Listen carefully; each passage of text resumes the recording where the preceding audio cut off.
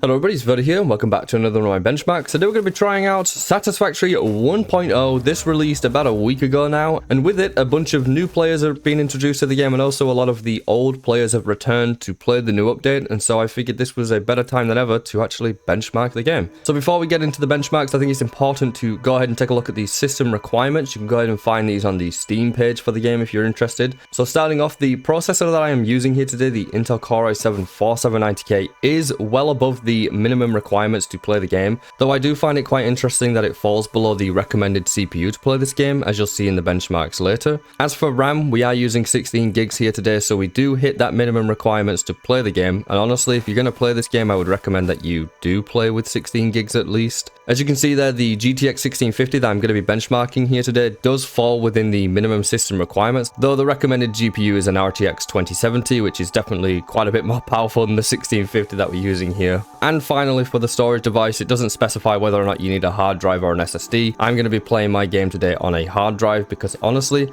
other than the loading times to get into the main menu and to get into your map, there's really no issues playing on a hard drive compared to an SSD in this game. I have gone ahead and downloaded somebody else's world because I don't have a large Satisfactory world of my own. I need a large map with a lot of large factories and a lot going on the world in order to bring you an accurate benchmark here today. And so with that said, let's get to the benchmarks. So starting things off, I thought I'd try 1080p at Ultra. I don't really have high hopes for this, to be honest with you, especially that the FPS that I'm getting in the menu right now. And as you can see, it does say custom on the graphic preset, because what I did do is I came up here to the upscaler, turned it off, and I went ahead and turned the TAA on for the anti-aliasing. And that's pretty much it. We're playing at native 1080p Ultra settings. Let's see what it performs like. And as you can see, 1080p is not really going to be playable here. I'm getting like 30 FPS, and it is the GPU that is the bottleneck here, which is important to note because this game is so CPU intensive. So it does stay pretty consistent around that 30 FPS range, but I do know like once I get towards that factory, it's going to drop even more frames because the factories are more intensive. So let's try some lower settings because it clearly isn't going to be playable, even if we tried to turn on FSR. So next we're going to try 1080p native, didn't change anything else, still using TAA as you can see here. So let's give this a try and see if this is actually playable. Alright, so it looks like this actually might be playable, to be honest with you. Like, I know it's only 40 something FPS, but for a game like Satisfactory, you really don't need that much FPS. You could probably play this pretty comfortably at around 45 FPS, honestly. You're not really doing too much that's too fast. And once again, we are completely GPU bound here at medium, which is nice because it means that we have a lot of headroom left over with the CPU to build even more factories. You might not be able to tell right now, but this map is very intensive. I'll quickly show you again just in case you skipped over it. There's a lot going on this map. You can't really see it because of the resources, but this entire map has factories all over it. There's stuff going on all over this map, so it is very much a more built up factory world where it's going to be way more intensive for the CPU and for the RAM as well. Yeah, whenever you're playing around big factories like this one, you will see your performance decrease quite a bit just because of how much is going on. But yeah, for medium settings at 1080p, you're still going to be completely GPU bound, and it will get around 45 FPS on average, which will be playable for quite a few people, I have to imagine. I could probably play this game comfortably at this sort of FPS if needed. Alrighty, so 1080p, lowest preset in the game. I'm not sure if this actually does apply everything to the absolute lowest settings. Some games don't do that. I am still using the TAA set to... Oh, now it set itself to FXAA. I didn't manually do this. It's done it itself with the preset. So yeah, we're on FXAA, which usually doesn't look too good, but it applies with the low preset. So let's give it a try. And so it is nighttime for this, so unfortunately you might not be able to see if the graphics are very good or not. I am glancing over at my 1080p monitor and it looks fine. The graphics are very, very basic at this point. You know, everything looks quite dull. There's no shadows really. And everything is quite simple looking, kind of like cartoonish, if that makes sense. Oh my god, am I standing in... I think I was in like a gas poison area. But yeah, the graphics don't look particularly good. But now, at low settings, we are getting 75 FPS on average, which is actually really quite good here for such a budget PC, especially on the CPU. I think the CPU is the most surprising part about this, right? Because the CPU is a decade old and it's able to actually play this game. You can see once I get close to the factory, my CPU usage has gone all the way up to like nearly 85% there. Oh, 85%, there it is. So yeah, I can't get into this factory because I can't find the entrance, and I don't know how to go into creative mode or anything in this game if it's possible.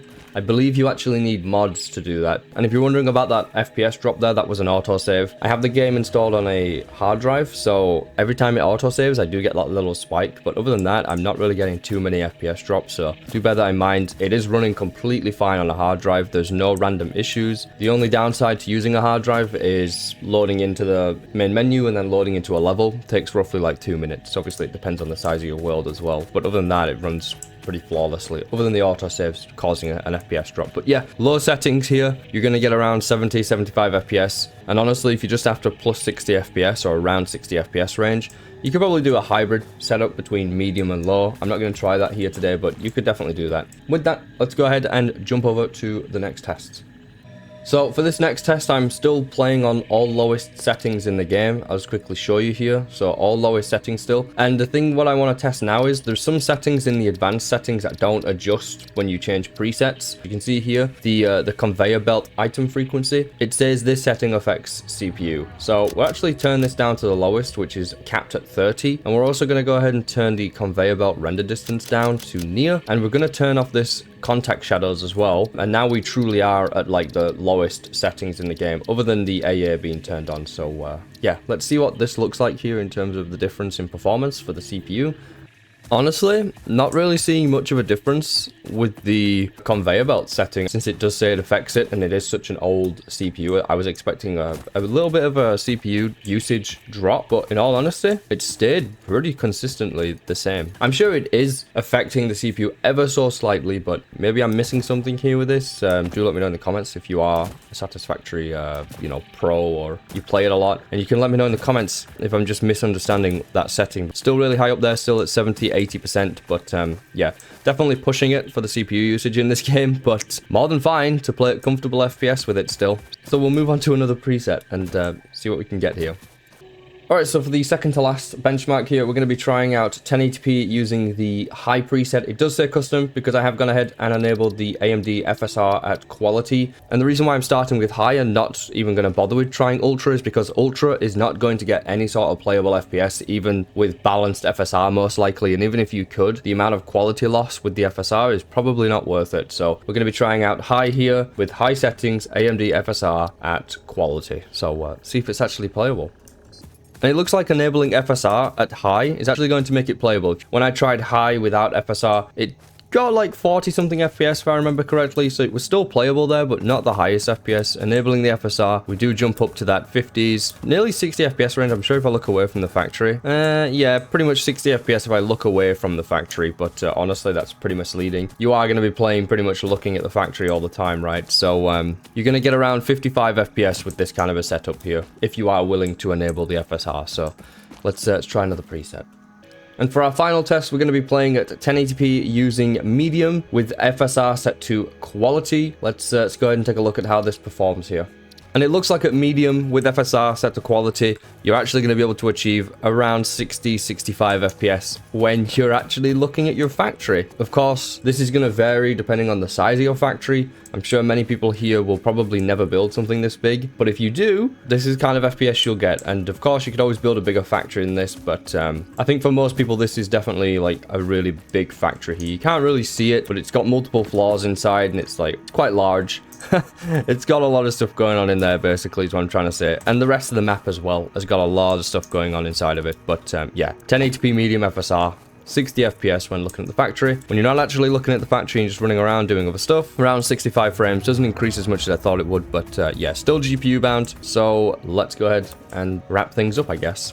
So even though I said that that previous benchmark was going to be the final benchmark, I figured I would do one final benchmark after that, and that is going to be to test the CPU. Because most of us know that Satisfactory is CPU intensive and also requires a lot of RAM, and so I figured I would just test the CPU on its own, since it is a decade old, so I'm kind of interested. You can already probably tell that the resolution is set to 600 by 900. We are using the lowest settings, but also I'm using FSR at 50% render resolution, so we're actually playing at like 800 by 450 or something weird like that. And I have gone ahead and turned all the settings down to pretty much the lowest here, even for the CPU. And we're just going to basically see what the CPU is capable of playing at here on its own.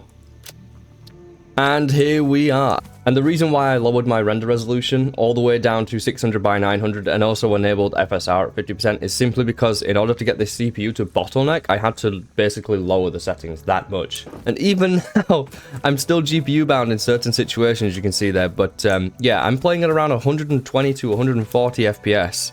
If you are somebody who plays at 1080p and you play at 120 Hz or 140 Hz or 144 Hz rather, you'd pretty much be able to play this game at around that sort of FPS with this CPU. Granted, if you had a decent GPU to play at a good resolution and to play with some decent graphics as well to go with it, right? But it's actually fairly surprising. I was not expecting this CPU to actually push 140 FPS on average on this map. This is a very CPU intensive map. There's a lot going on it, and I just didn't expect it to run this well, especially in this factory. Maybe the machines aren't working because these are all standing still. Maybe that's why it's getting so much FPS. Do let me know. But for whatever reason, I'm getting really high frame rate with this CPU. So decade-old CPU, still able to push 140 FPS in a fairly demanding CPU intensive game. So that's gonna pretty much do it.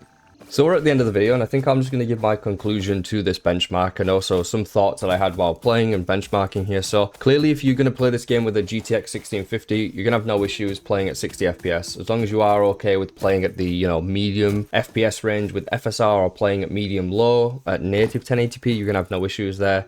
Even on a big world, you shouldn't be having any issues with that kind of a GPU. As for RAM usage, yeah, you are going to need 16 gigs, no doubt about it, to play this comfortably. For CPU requirements for this game, if you've got a CPU that was moderately budget within the last 3-4 years, I can't imagine you having any issues with this game. And if you have a more powerful CPU that's a bit older in generation, then yeah, can't imagine you having any issues with this this game, in all honesty, at 60 plus FPS. And if you're still playing games on hard drives, this is one of them that will run really well for you. The only time you're going to drop frames is when it auto saves, and that's pretty much it. And that might honestly be the same case if you've got the game on an SSD. I'm not 100% sure. Other than that, loading times does take about a minute or two to get into the main menu and then to load up into your world. But yeah, the gameplay after that is pretty smooth with the hard drives. But yeah, I've been Verdo. Thanks for checking out today's benchmark, and do let me know if you got any questions in the comments. Until next time, take care of yourselves, and goodbye for now.